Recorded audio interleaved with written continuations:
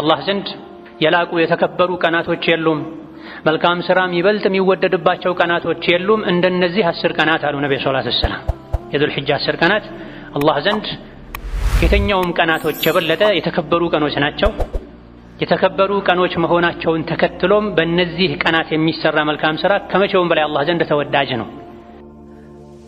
የሰው ልጅ አውቆም ይሁን ሳያውቅ የተለያዩ ወንጀሎችን ሊሰራ ይችላል።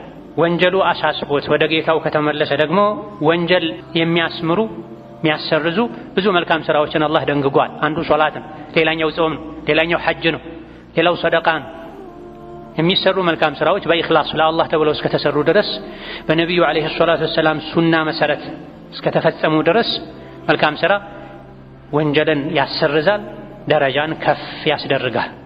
ስለዚህ የተለያዩ ወንጀሎች አሉብኝ ብሎ የሚጨነቅ ሰው በዚህ ወንጀሌ ምክንያት እሳት ላይ እንዳልወረወር የጀሃነም ማገዶ እንዳልሆን የሚል ሰው አንዱ ከወንጀል መዘዝ ነፃ መውጫ መንገድ ጾም ነው። ከጾምም አንዴ በመጾም የ1 ዓመት ወንጀልን፣ አንድ ቀን በመጾም የ2 ዓመት ወንጀልን የሚያሰርዙ የሚያስምሩ የጾም አይነቶችን በጉጉት መጠበቅ ያስፈልጋል። አሹራ የሙሐረም 10ኛው ቀን ጾም የ1 ዓመት ወንጀል እንደሚያስምር፣ የዓረፋ ቀን ጾም ደግሞ የ2 ዓመት ወንጀል እንደሚያስምር ነቢዩ ዓለይሂ ሰላቱ ወሰላም ነግረውናል። ኡድሒያ ማረድ ሐሳብ ያለው ሰው እቅድ ያለው ሰው የዙል ሒጃ ጨረቃ ከታየበት ነገ ዙል ሒጃ 1 ነው ከተባለበት ቅጽበት ጀምሮ ዒድ ሰግዶ ኡድሒያውን እስኪያርድ ድረስ ጸጉሩን ጥፍሩን ማንሳት አይችልም። ነቢዩ ዓለይሂ ሰላቱ ወሰላም የዙል ሒጃ ጨረቃ ከታየ ከእናንተ ውስጥ ኡድሒያ ማድረግ የሚፈልግ ሰው ከጸጉሩ ከጥፍሩ ከቆዳው የተኛውንም እንዳይነካ ብለዋል። የተኛውንም ሰውነት ላይ ያለ ጸጉርን መቁረጥ ይከለከላል።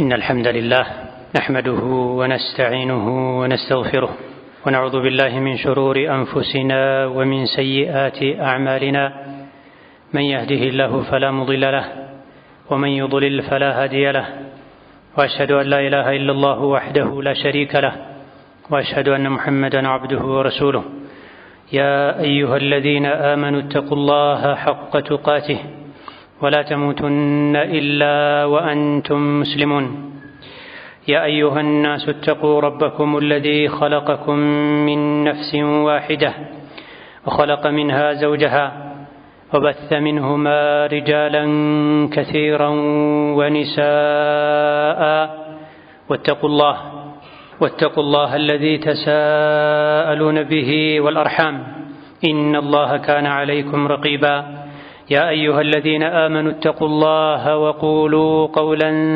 سديدا يصلح لكم أعمالكم ويغفر لكم ذنوبكم ومن يطع الله ورسوله فقد فاز فوزا عظيما أما بعد فإن أصدق الحديث كتاب الله وخير الهدي هدي محمد صلى الله عليه وعلى آله وأصحابه وسلم تسليما كثيرا وشر الأمور محدثاتها فإن كل محدثة بدعة وكل بدعة ضلالة وأوصيكم ونفسي بتقوى الله يا عباد الله فاتقوا الله تعالى حق التقوى يا الله باروچوي الله ያዘዘንን በመታዘዝ የከለከለንን በመከልከል ሁሌም በሁሉም ጉዳይ ላይ በሁሉም ቦታ ላይ ጌታ አላህን የሚገባውን ፍራቻ እንፍራው።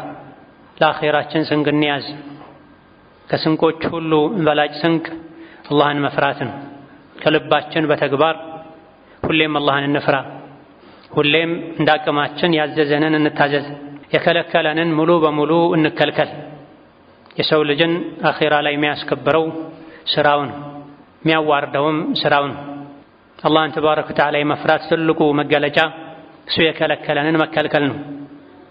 እሱ ያዘዘንን መታዘዝን፣ ሁሌም የታዘዝነውን ከመተግበር የተከለከልነውን ከመራቅ ጋር ለየት ባለ መልኩ የተከበሩ ጊዜዎችና የተከበሩ ቦታዎች ላይ የበለጠ አላህን መፍራት ይጠበቅብናል። የዓመቱ ወራቶች 12 ናቸው። ከዓመቱ 12 ወራቶች ውስጥ 4ቱ እጅግ በጣም የተከበሩ ናቸው።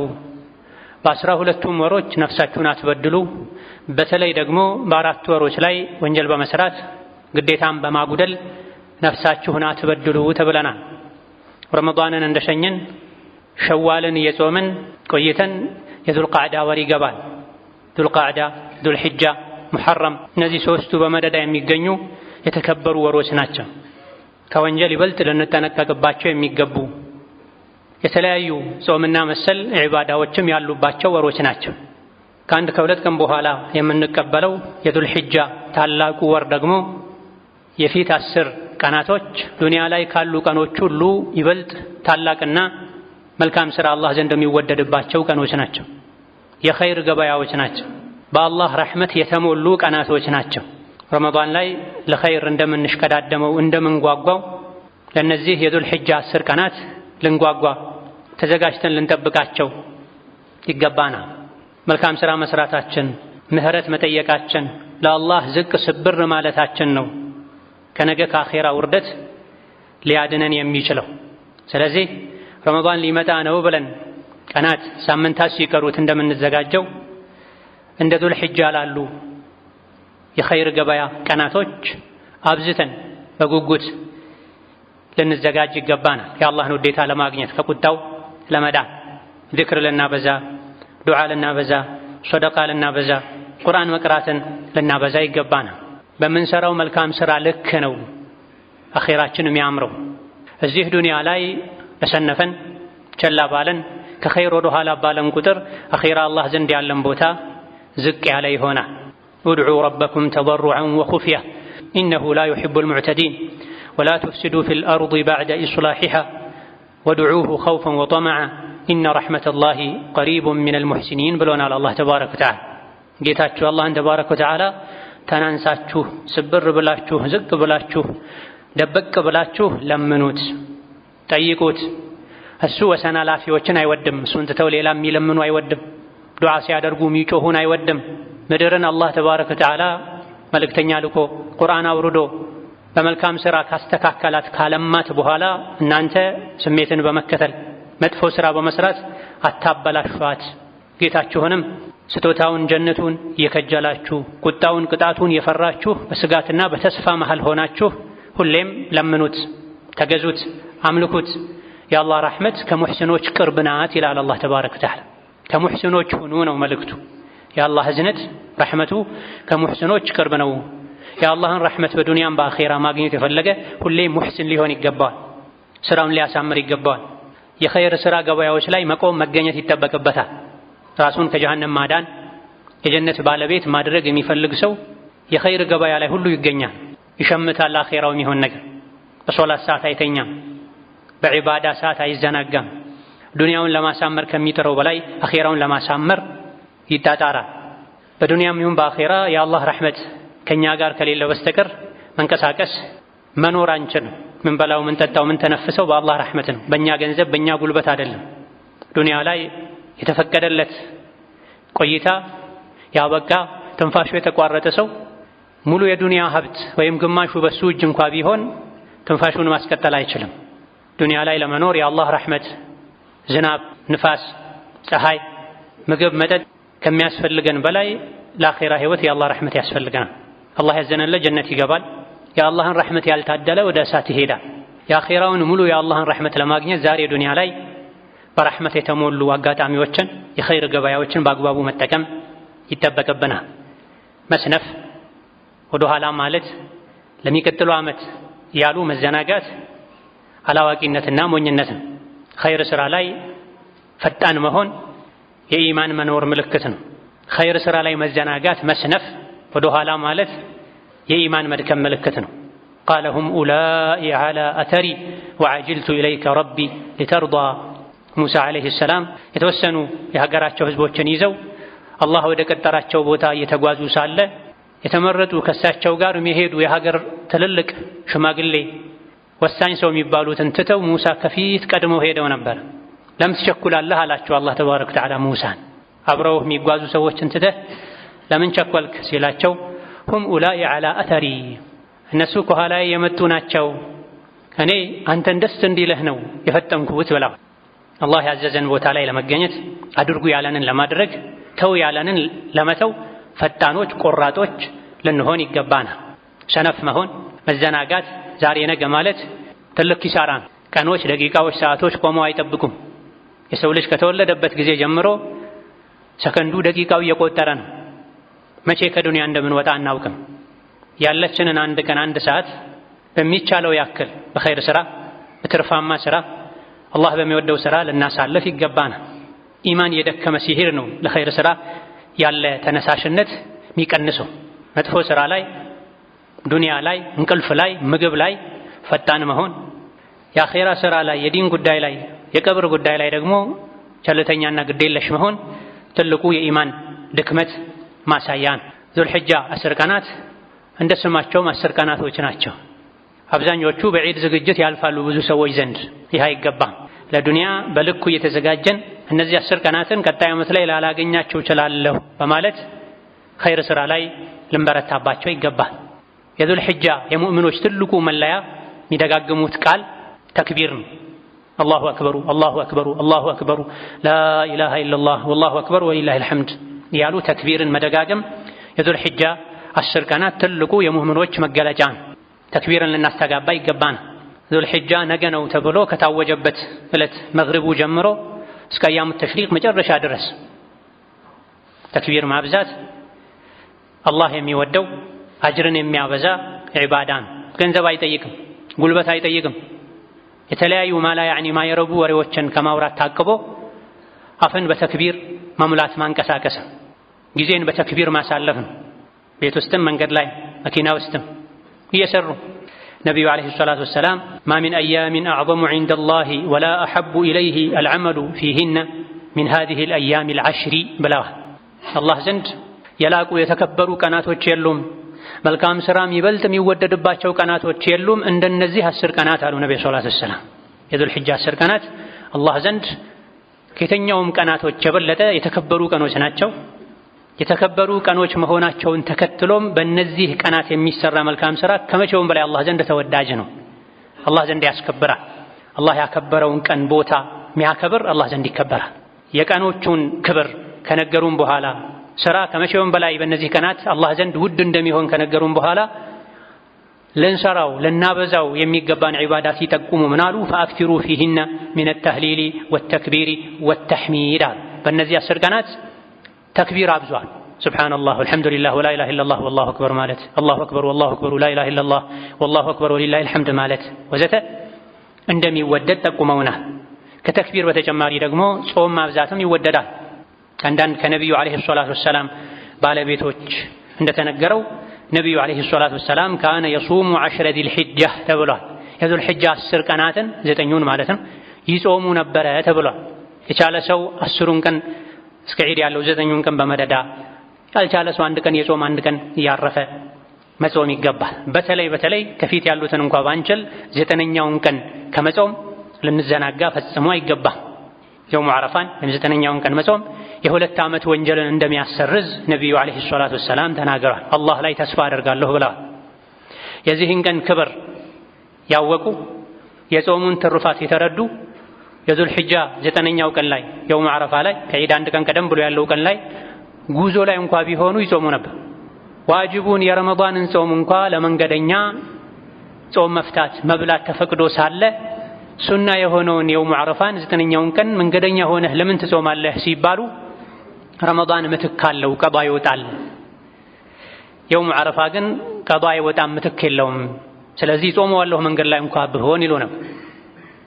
ለአንድ ቀን እንኳ መጾም ስሜትን የምግብ ፍላጎትን መተው ማይፈልጉ ነገር ግን ጀነትን ተስፋ የሚያደርጉ ሰዎች አሉ። ጀነት ውድ ናት። የተለያዩ መልካም ስራዎች ተጠራቅመው ነው ወደ ጀነት የሚያሸጋግሩት እንጂ በምኞት በተስፋ ብቻ ጀነት አይገባም። አዎ ፈርድ ዋጅብ የሆኑ ነገሮችን ካደረገ አንድ ሰው ሙስሊም ነው፣ በአላህ ረሕመት ጀነት ይገባል። ነገር ግን ከገቡ በኋላ ደረጃው የሰማይና ምድር ያክል የተራራቀ ይሆናል። ጀነት ላይ ትልቅን ደረጃ የፈለገ ዱንያ ላይ ትልልቅ መልካም ስራዎችን መስራት መቻል አለበት። ስሜቱን ማሸነፍ መቻል አለበት። ወከዛሊክ በእነዚህ ቀናት ሰደቃ ማብዛትም ይወደዳል፣ ዱዓ ማብዛትም ይወደዳል። ነቢዩ ዓለይሂ ሰላቱ ወሰላም ዙልሒጃ 10 ቀናቶች ላይ ዱዓ ዚክር ያበዙ እንደነበረ ሲራቸው ላይ ተነግሯል። ሶደቃው ኡድሂያን ያካትታል። ለራሱ ኡድሂያ ከማውጣት በተጨማሪ አቅም ያለው ሰው ግራ ቀኙን ለሚገኙ አቅመ ደካሞች፣ የቲሞች፣ ጧሪ ለሌላቸው አዛውንቶች ኡድሂያ ገዝቶ በማቅረብ ሊሆን ይችላል። ለዒድ የሚያስፈልጉ ከዒድ በፊት ለዒድ ለመዘጋጀት የሚያስፈልጉ ወጪዎችን መሸፈን ሊሆን ይችላል። ልብስ የሚያለብሳቸው የሌላ አቅመ ደካሞችን በልብስ ማስደሰት ሊሆን ይችላል። ብዙ አይነት ሶደቃዎች አሉ። ረመዳን ላይ ሶደቃ ለመስጠት ከምትጓጓው በላይ ያ አብደላህ በእነዚህ 10 ቀናት ሶደቃ ለመስጠት ልትጓጓ ይገባል። ምክንያቱም እነዚህ ቀናት ከረመዳንም ሁሉ ይበልጣሉ ተብሏል። ረመዳን ላይ የሚሰራ ኸይር ስራ ሁሉ በእነዚህ ቀናቶች መሰራቱ ተወዳጅ ነው። ወከዛሊክ ቁርአን መቅራት ማብዛትም እንደዚሁ በእነዚህ 10 ቀናት ይወደዳል።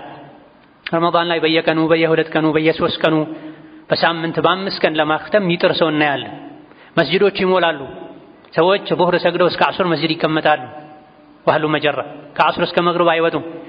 ዙልሒጃ ላይ ግን ይሄ ብዙም አይታይም። በጣም ጥቂት የዙልሒጃ ትሩፋት የዙልሒጃ ቀናትን ደረጃ ያወቁ ሰዎች ካልሆኑ በስተቀር ሰፊው ህዝብ ለረመዳን ብቻ ነው እንደዚህ አይነት ሽቅድድም ሲያደርግ የሚታየው። መሆን ያለበት ግን ረመዳን ላይ የሚሰራ ኸይር ስራ ሁሉ በእነዚህ የዙልሒጃ 10 ቀናት ውስጥ ይወደዳል። አጅሩም የበለጠ ሊሆን ይችላል ከረመዳን ቀናቶች። በረመዳን ላይ በብዛት ሙስሊሞች ከሚተገብሩት ዒባዳ አንዱ ቁርአን ነው። በእነዚህም 10 ቀናት ቁርአን ልናበዛ ይገባናል። የዚክሮች ምርጥ ቁርአን፣ የጀነት ደሊላችን መሪያችን ቁርአን። ኢነ ሃዘል ቁርአነ የህዲ ሊለቲ ሂየ አቅወም ወዩበሽሩል ሙእሚኒነ አለዚነ ያዕመሉነ ሷሊሓቲ አነ ለሁም አጅረን ከቢራ። ቁርአን ዱንያ ላይ ወደ ትክክለኛው የሥነ ምግባር የዒባዳ መንገድ ይመራል፣ አኺራ ላይ ደግሞ ወደ ጀነት ይዞ ይገባል ተብሏል። ዱንያ ላይ ቁርአንን አጥብቆ የያዘ አኺራ ላይ ቁርአን አይለቀውም። እሱን መከራዎችን ሁሉ የገፈተረለት ወደ ጀነት ያስገባል። ዛሬ ላይ ከቁርአን ይልቅ አብዛኛው ሰው በስልክ ተጠምዶ ነው ውሎ የሚያድረው የሚያመሸው። በሶሻል ሚዲያ በማህበራዊ ሚዲያ ነው ጊዜ የምናጠፋው። ጥቂት አላህ ያዘነላቸው ሰዎች ካልሆኑ በስተቀር አላህ ሁሌም ከሚያዝንላቸው ባሮቹ ያድርገን። ከዚህ በእነዚህ 10 ቀናት የቻለ ሰው በየ2 ቀኑ በየ3 ቀኑ፣ ያልቻለ ሰው አንዴው እንኳን ቁርአን ለማክተም ጥረት መደረግ አለበት። ሁሌ ከቁርአን ጋር ግንኙነቱን ያሳመረ ያጠበቀ በዱንያም በአኺራ የሰላም የደስታ ህይወትን መኖር ይችላል። ቁርአን ልብን ያሰፋል፣ ውስጥን ያረጋጋል፣ አጅርን ያበዛል፣ ከዱንያ ጋጋታ፣ ጭንቅ፣ ረብሻ እንዲርቁ ያደርጋል። አላ ቢዚክሪላሂ ተጥመኢኑል ቁሉብ፣ በዚክር ልቦች ይረጋጋሉ ተብሏል። የዚክር ዋና ራሱ ቁርአን ነው ተብሏል። ስለዚህ እነዚህ የዙልሒጃ 10 ቀናትን የገራለንን መልካም ስራ በመስራት ልናሳልፍ፣ ከገፍላ ልንወጣ፣ ለዒድ ብቻ ለአረፋ ብቻ በመዘጋጀት ልናሳልፋቸው አይገባም። ከረመዳንም ይበልጣሉ ተብሏልና ረመዳን ላይ ነቃ እንደምንለው በእነዚህ ቀናት ነቃ ልንል ይገባናል። አፍደሉ አያሚ ዱንያ አያሙል ዐሽሪ የሚል ሐዲስ አለ። ከዱንያ ቀናቶች ሁሉ ምርጥ ቀን የዙልሒጃ 10 ቀናት ነው ተብሏል። የረመዳን የመጨረሻ 10 ቀናት ሌሊቱ ከዙልሒጃ 10 ቀናት ሌሊቶች ይበልጣሉ። የዙልሒጃ 10 ቀናት የቀኑ ክፍለ ጊዜ ከረመዳን የቀኑ ክፍለ ጊዜ ይበልጣል። ምክንያቱም የረመዳን የማታው ክፍለ ጊዜ ለይለቱል ቀድር ስላለበት ተብሏል። ይሄ ዝርዝርም አያስፈልግም። የዙልሒጃ የፊት 10 ቀናት ከረመዳን የመጨረሻ 10 ቀናትም ጭምር ይበልጣሉ ተብሏልና ይሄን ደረጃቸውን በማወቅ የቻልነውን ኸይር ስራ በመስራት ልናሳልፍ፣ ከወንጀል የበለጠ ልንጠነቀቅ፣ ፈርድ ሶላታችንን ከቀብልያ ከባዕድያ ጋር ነቃ ብለን በሰዓቱ በስርዓቱ ልንሰግድ ይገባናል። በእነዚህ ቀናት አላህ ምሎባቸዋል። አላህ የሚምለው በትልቅ ነገር ነው። እኛን በሱ እንጂ በስሙ በስራው እንጂ እንዳንምል ከልክሎናል። መማል የፈለገ በአላህ ብቻ ይማል፣ ካልሆነ ዝም ይበል ብሎናል። እሱ ግን በፈለገው ይምላል። ለምን ተብሎ አይጠየቅም። ነገር ግን አላህ የሚምልበት ነገር በአንድ ነገር አላህ ከማለ አላህ የማለበት ነገር ለሰው ልጆች ጠቃሚ ነው። ወልፈጅሪ ወለያሊን ዐሽሪን ወሸፍዒ ወልወትር ብሏል አላህ። ለያሊን 10 ቀኖች 10 ሌሊቶች ማለት የዙልሒጃ 10 ቀናት ናቸው ተብሏል። ይሄን አብዱላህ ብን አባስ፣ አብዱላህ ብን ዙበይር ሰሓቦች፣ ሌሎችም ታቢዕዮች በዚህ ፈስረውታል። አላህ የማለባቸው 10 ቀኖች ናቸው። ስለዚህ በአግባቡ ልንጠቀማቸው ልንሽቀዳደም ኸይር ላይ ይገባናል። ባረከላሁ ሊ ወለኩም ፊል ቁርአኒል ዐዚም ወነፈዐኒ ወኢያኩም ቢማ ፊሂ ሚነል አያቲ ወዚክሪል ሐኪም አቁሉ ቀውሊ ሃዛ ወአስተግፊሩላህ ሊ ወለኩም ወሊሳኢሪል ሙስሊሚነ ሚን ኩሊ ዘንቢን ወኸጢአ ፈስተግፊሩሁ ኢነሁ ሁወል ገፉሩር ረሒም። الحمد لله على إحسانه والشكر له على توفيقه وامتنانه وأشهد أن لا إله إلا الله وحده لا شريك له تعظيما لشانه وأشهد أن محمدا عبده ورسوله الداعي إلى رضوانه صلى الله عليه وعلى آله وأصحابه وإخوانه وسلم تسليما كثيرا. أما بعد نزي تباركوا بخير يتمولوا ذو الحجة 10 ቀናት ዘንድሮ 1447 ወይም 2018 ላይ አንድ ብለው የሚጀምሩት የፊታችን እሁድ ወይም ሰኞ ይሆናል በጨረቃ እይታ መሰረት። ነገ 29 ስለሚሆን ነገ ማታውን ቅዳሜ ማታ ጨረቃ ከታየ እሁድ ዙልሒጃ 1 ይሆናል። ነገ ጨረቃ ማታውን ጨረቃ ካልታየ እሁድ 30 ሆኖ ሰኞ 1 ብሎ የሚጀምር ይሆናል። ከዛ በኋላ የዙልሒጃ 9ኛው ቀን የውሙ ዓረፋ መጾሙ 2 ዓመት ወንጀልን የሚያስምረው ሰኞ ወይም ማክሰኞ የሚሆን ይሆናል። ይሄን በጉጉት መጠበቅ ያስፈልጋል። የገበያ ቀኖችን የትርፍ ቀኖችን ሰዎች በጉጉት እንደሚጠብቁት ትልቁ ጭንቀቱ ትኩረቱ አኼራ የሆነ ሰው የመልካም ሥራ አጋጣሚዎችን ቀኑ መች እንደሚጀምር በጉጉት ነቅቶ መጠበቅ፣ መረጃ መከታተል፣ አዋቂዎችን መጠየቅ ያስፈልጋል። ወንጀል የሚያሳስበው ሰው፣ ወንጀሉ የሚያስጨንቀው ሰው፣ ሰላም የነሳው ሰው ወንጀሌን በምን አጥቤ ላስወግድ ብሎ የሚጠይቅ ሰው አንዱ ምላሹ የውሙ ዓረፋን በመጾም ኢነል ሐሰናቲ ዩዝሂብነ ሰይአት፣ ሶላትን አስተካክለህ ስገድ፣ ጠዋትም ማታም ቀንም የአምስት ወቅት ሶላቶችን ሰዓቱን ጠብቀህ አስተካክለህ ስገድ፣ መልካም ስራዎች መጥፎ ስራን ወንጀልን ያብሳሉ ብሏል አላህ ተባረከ ወተዓላ። የሰው ልጅ አውቆም ይሁን ሳያውቅ የተለያዩ ወንጀሎችን ሊሰራ ይችላል። ወንጀሉ አሳስቦት ወደ ጌታው ከተመለሰ ደግሞ ወንጀል የሚያስምሩ የሚያሰርዙ ብዙ መልካም ስራዎችን አላህ ደንግጓል። አንዱ ሶላት ነው፣ ሌላኛው ጾም ነው፣ ሌላኛው ሐጅ ነው፣ ሌላው ሰደቃ ነው። የሚሰሩ መልካም ስራዎች በኢኽላስ ለአላህ ተብለው እስከተሰሩ ድረስ በነቢዩ ዓለይሂ ሰላቱ ወሰላም ሱና መሰረት እስከተፈጸሙ ድረስ መልካም ስራ ወንጀልን ያሰርዛል፣ ደረጃን ከፍ ያስደርጋል።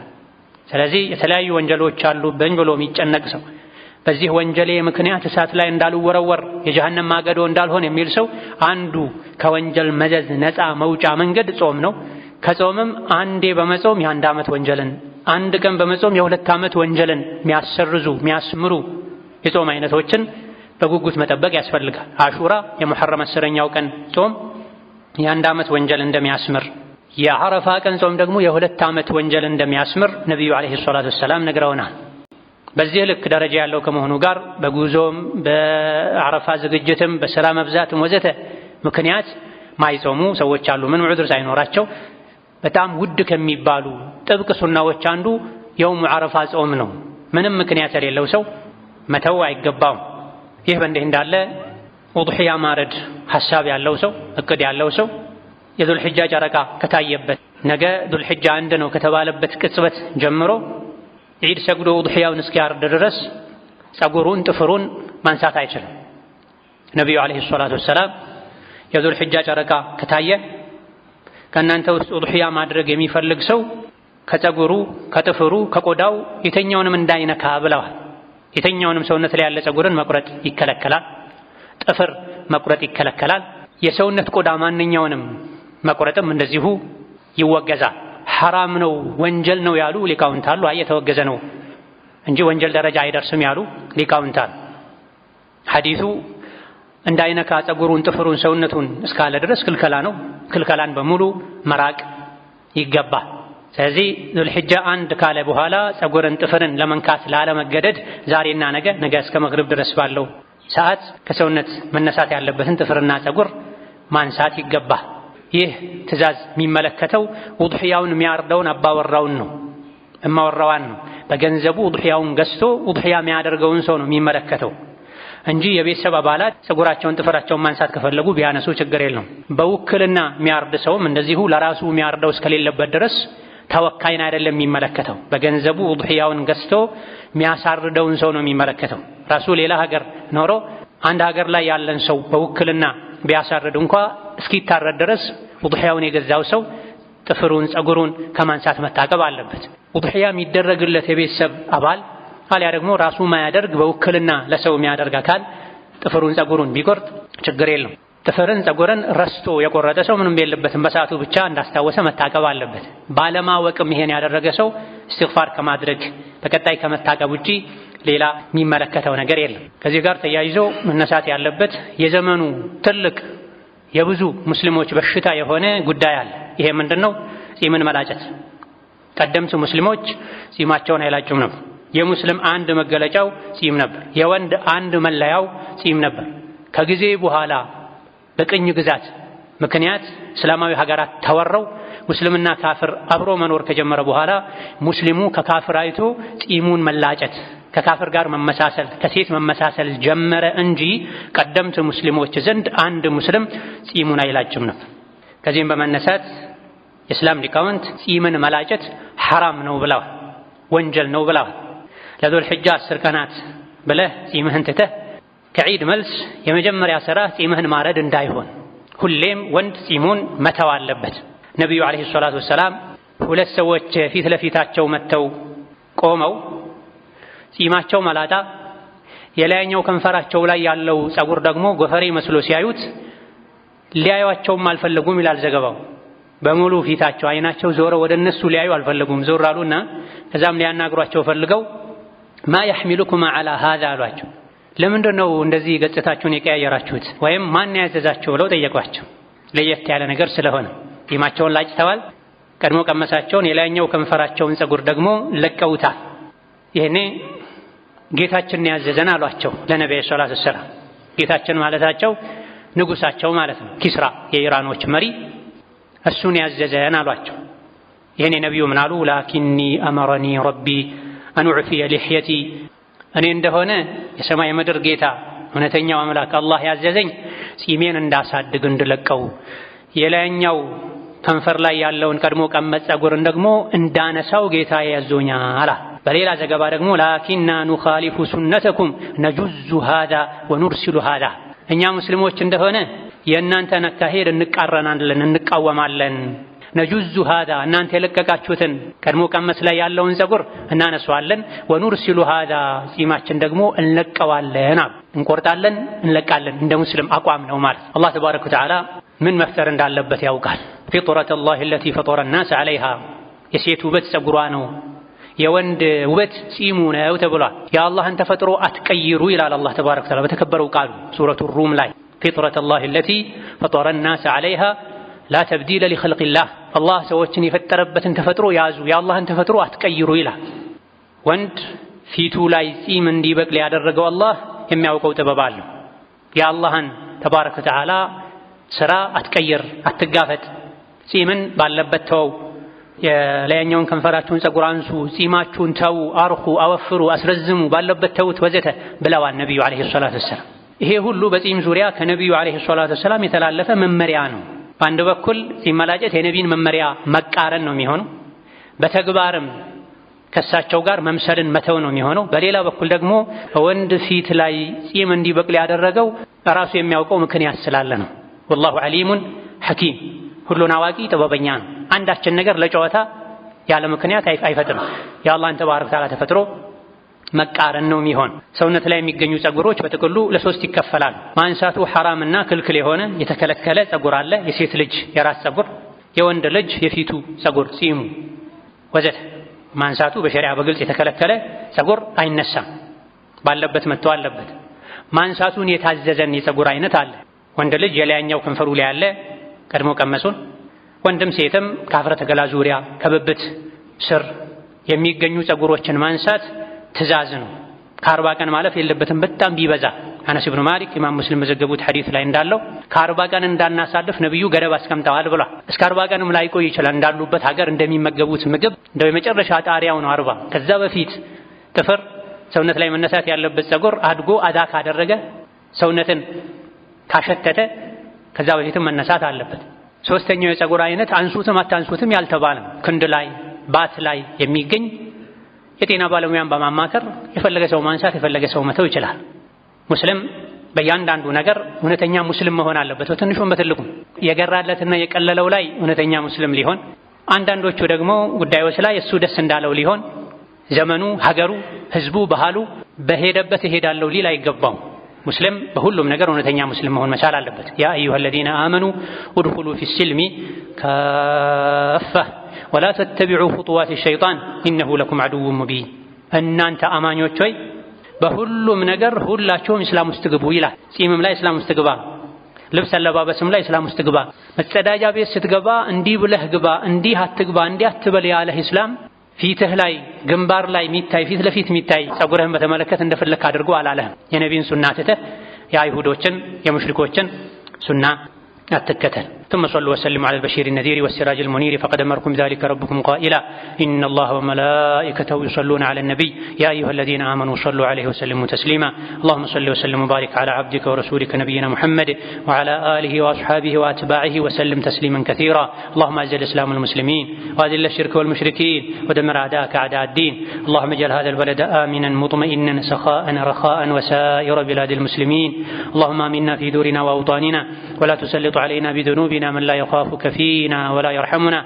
اللهم وحد صفوف المسلمين، اللهم وحد صفوف المسلمين واجمع كلمتهم على الحق يا قوي يا متين. اللهم إنا نسألك فعل الخيرات وترك المنكرات وحب المساكين وأن تغفر لنا وترحمنا، وإذا أردت بعبادك فتنة أن تقبضنا إليك غير مفتونين. اللهم أعنا على ذكرك وشكرك وحسن عبادتك. اللهم أعنا على ذكرك وشكرك وحسن عبادتك. اللهم أعنا على ذكرك وشكرك وحسن عبادتك. اللهم يسرنا لليسرى وجنبنا العسرى واغفر لنا في الآخرة والأولى. اللهم فرج هم المهمومين ونفس كرب المكروبين واقض الدين عن المدينين واشف مرضنا ومرضانا ومرضى المسلمين وارحم موتانا وموتى المسلمين. آمين والحمد لله رب العالمين.